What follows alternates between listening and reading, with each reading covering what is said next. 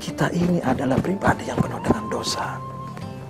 Kita orang-orang yang tidak pernah bersih dari kesalahan. Tapi kita bisa membersihkan diri kita dari dosa. Manusia bukan malaikat yang hidupnya selalu beribadah, tidak pernah berdosa. Tapi kita juga bukan iblis yang hidupnya selalu dalam kubangan dosa.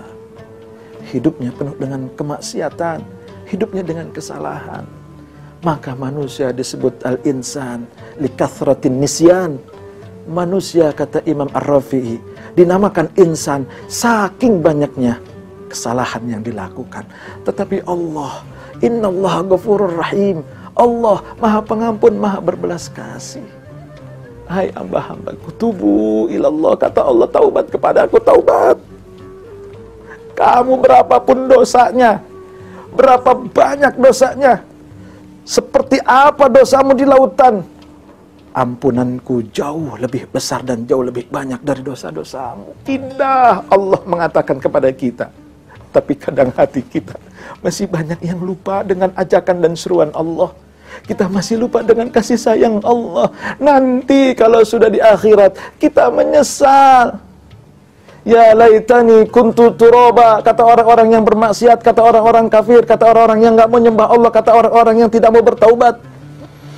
Kami nyesal ya Allah, seandainya dulu nggak usah dijadiin manusia deh, jadi tanah aja, jadi debu. Mungkin kita nggak akan sesakit ini di akhirat. Tuh bayangin, kita nggak akan kerasa. Sekarang dunia jadi nyata, akhirat hanya cerita. Tapi nanti akhirat akan menjadi nyata, dunia hanya cerita. Cerita apa keburukan kita, cerita apa kejelekan kita, cerita apa kejahatan yang kita lakukan.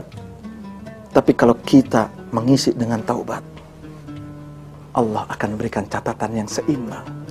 Malaikat akan mencatat, Raqib dan Atid akan melaporkan tatkala kita melakukan kesalahan di sebelah kiri, lalu kita melakukan kebaikan di sebelah kanan, maka Allah akan akurkan, ditimbang berat ke kanan. Selamat kita, udkhuluha bisalamin aminin, kata Allah, masuk ke dalam surga wahai hambaku dengan selamat, dengan tenang. Ingat dulu ada cerita di zaman Syekh Hasan Al-Basri. Ada seorang pemuda tukang membunuh, tukang berzina, berjudi, melakukan perampokan. Satu saat Allah memberikan hidayah untuk mengembalikan dia menjadi orang-orang yang bertaubat. Dia mendengar pengajian, lalu dia ingin bertaubat, hatinya besar untuk mengharapkan ampunan dari Allah. Lalu dia datangi seorang ulama. Dia bercerita, wahai ulama, wahai kiai, saya dosanya banyak. Mungkinkah Allah mengampuni saya? Kata kiai, dosa apa yang kamu lakukan? Dosa saya banyak kiai. Saya sudah memperkosa beberapa gadis. Saya sudah berzina dengan beberapa gadis. Saya sudah membunuh 99 orang. Saya telah berjudi nggak kehitung berapa banyak. Bahkan saya meminum khamar nggak kehitung berapa banyak. Akankah Allah maafkan saya? Si kiai tidak punya kebijaksanaan. Kata kiai, dosamu nggak akan diampuni. Nah, bedanya makhluk dengan khalik. Bedanya seorang ulama yang tidak punya bijaksana dengan Allah yang maha al-adlu, maha al-adil, al-hakim, maha bijaksana.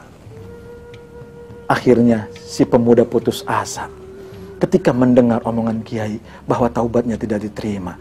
Dia gelap mata. Kiai, kalau memang saya bertaubat tidak diampuni oleh Allah, saya kemarin sudah membunuh 99 orang, sekarang saya lurusin dah jadi 100. Ente aneh bunuh jadi itu cepet. Tapi si pemuda ini nggak berhenti. Dia mencari-mencari sampai ketemu seorang ulama. Ulama itu diceritakan, kiai, ulama saya punya dosa. Dosa saya banyak, 100 orang sudah saya bunuh. Berapa kali saya berzina? Berapa kali saya minuman khamar? Berapa kali saya merampok dan mengambil hak orang lain? Apakah dosa saya masih diampuni? Dengan seorang ulama yang bijaksana, yang tutur katanya penuh dengan hikmah, penuh dengan kalimat-kalimat bijaksana, penuh dengan kalimat-kalimat yang menenangkan. Akhirnya dijawab, seberapapun dosamu wahai pemuda, kau akan diampuni oleh Allah. Syaratnya satu, kau tidak mengulangi lagi. Lalu bagaimana supaya aku tidak mengulangi lagi? Kau pergi dari kampung tempat kau bermaksiat kepada tempat kampung untuk kau bertaubat. dengan hati yang lega, dengan hati yang senang. Alhamdulillah, aku mendapat jawaban yang sungguh luar biasa. Akhirnya si pemuda ini dengan hidayahnya, dengan panggilan Allahnya, dengan rasa ingin bertaubatnya, dia mengemasi barang-barang yang dia berjalan. Di perjalanan, ternyata Allah berkata lain kepada si pemuda ini. Dia mati di tengah jalan. Allah wafatkan dia. Ketika wafat, akhirnya perebutanlah malaikat rahmat dengan malaikat Zabaniyah. Kata malaikat rahmat, ini adalah ahli surga karena dia sudah bertaubat. Malaikat Zabaniyah bilang, gimana? Urusan taubat gampang, belum dia lakuin sholat, belum dia lakuin puasa. Yang 100 orang bagaimana urusannya tuh? Laki kiai aja sampai dibunuh, cewek ditidurin berapa kali, minuman khamar berapa kali dia minum. Ya udah, pokoknya mah masuk neraka, jatah aku. Perdebatan terjadi malaikat rahmat dengan malaikat Zabaniyah. Turun malaikat Jibril diutus oleh Allah. Kata Allah, silahkan kau hitung melalui malaikat Jibril. Wahai malaikat Zabaniyah, kau hitung jaraknya. Wahai malaikat rahmat, kau hitung. Kata Allah, supaya ada terjadi sebuah hitungan yang tepat. Lebih dekat kemana dia dari tempat maksiat dia tinggalkan atau ke tempat taubat yang dia akan jalankan. Dihitung, ternyata si pemuda tadi telah lebih dekat, hanya 1 meter mungkin hitungan sekarang. 1 meter lebih dekat kepada tempat dia untuk bertaubat. Lebih jauh 1 meter dari tempat kampung dia bermaksiat. Akhirnya Allah utus dan Allah berikan malaikat Jibril untuk membawa ruh si pemuda yang tadi hanya baru mau bertaubat.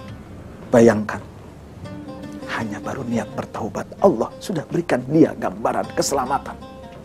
Hanya karena dia niat ingin kembali kepada Allah, dia sudah diberikan tempat yang paling indah, bidaris salam, tempat yang paling selamat, yang paling enak, yang paling aman, surga. Apalagi kita, terlebih lagi kita, orang-orang yang bisa menyaksikan acara Assalamualaikum Nusantara ini. Banyak hikmah yang diberikan guru-guru kita. Kembali taubat kepada Allah. Kita mendengar pengajian, kembali taubat kepada Allah, ibadah kepada Allah, mohon ampun terhadap dosa-dosa. Yakin Allah akan ampuni dosa kita. Allah akan maafkan kesalahan kita. Dan Allah akan hilangkan dosa-dosa kita ketika kita bertaubat. Tapi dengan catatan, jangan pernah kita ulangi lagi kesalahan itu, sebab Allah akan murka kepada orang-orang yang memainkan taubat. Ingat, setan akan selalu menggoda hamba-hambanya yang ingin bertaubat dan sudah bertaubat. Ngapain sholat? Mendingan juga nongkrong di pasar, minum-minuman keras. Ngapain puasa? Mendingan makan siang hari, perut nggak lapar. Ngapain sholat? Mendingan juga jalan-jalan. Ngapain ngaji? Mendingan juga main. Ngapain baca Quran? Mendingan kita main game. Itu godaan setan.